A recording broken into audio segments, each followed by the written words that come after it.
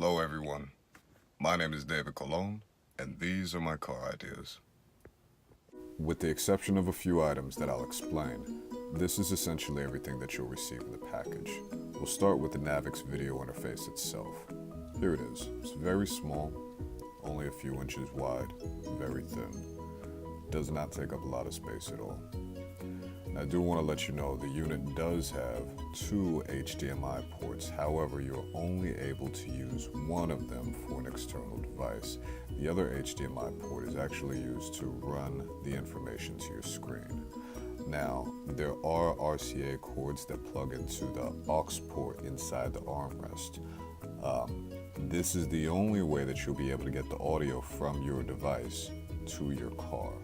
So you do need to use the aux port. Now, this item was not included.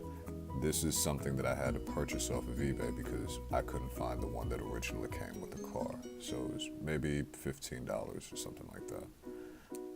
Now, there will be similar plugs on the back of your stereo head unit. Unplug that plug, plug the harness into it, and then take the plug that was originally there and connect that to the harness. Make sure that you remove the fiber optic cable that's in the back of the head unit as well, and plug it back in after you've attached the harness. Again, this unit does come with an HDMI cord. This HDMI cord is going to be plugged into this circuit board here. And when you remove the screen, there's going to be a little plug that looks just like this on the back of your screen. You're going to unplug that, and you're going to plug the one that's from the circuit board into that blue port right there. And take the original plug that was plugged in there, that looks like that, and you're going to plug it into this little port on the circuit board. Now finally, the most exciting part, how to connect something to this. So use this port, and I've connected an HDMI cord to my Apple TV. Now I had this Apple TV modified from Naviks. I purchased it online, but I had Naviks modify this Apple TV to accept 12-volt power. And that way I can use auxiliary power instead of having to buy an inverter.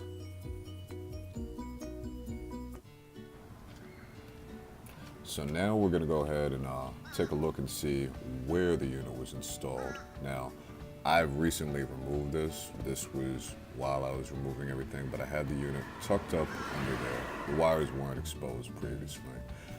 And here on the passenger side is where I actually had the Apple TV. It's very convenient. I never had any concerns of anybody kicking it or anything like that.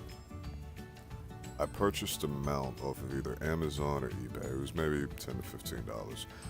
It just secures with 3M tape, and then I use black electrical tape to secure it. That way it doesn't move when the car moves. Now that we have everything installed, let's go ahead and start the car up and see what everything's like.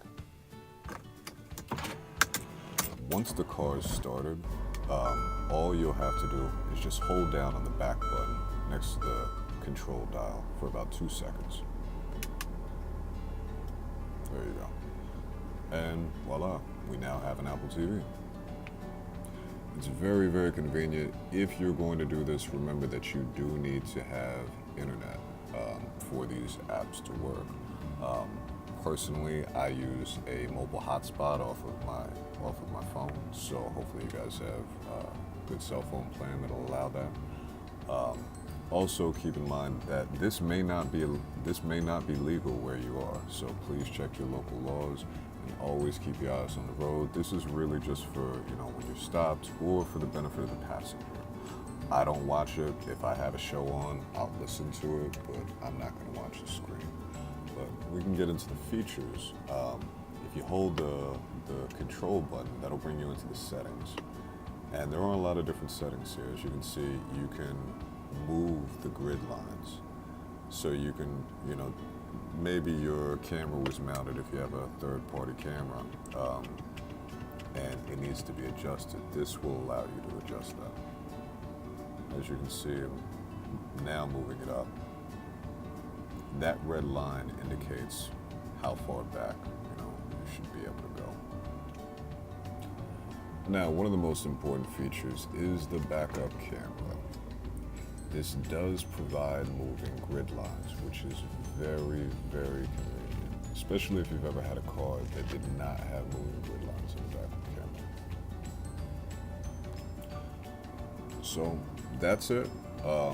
Now, there is one feature that I was not able to review because I no longer have it hooked up, and that is a front-facing camera. But this does allow you to have both a rear camera and a front camera. Make sure that if you are going to purchase a front camera, that you purchase a front camera that does not have grid lines, because the last thing that you want is for you to hook everything up and have grid lines on your front camera when it's pretty unnecessary. I had this unit for about a year. Just took me forever to do a review. But overall, I had a really great experience with it. I was very happy with it. No complaints. Installation does take a while, but honestly, it's really worth it. And it makes your car cool. I took it out because there's something else that I'm installing, and I'm going to make a video about that shortly. But I hope this answers all your questions. Feel free to like, comment, subscribe, share this with your friends, SLK groups, so on and so forth. Thanks a lot. Talk to you guys soon.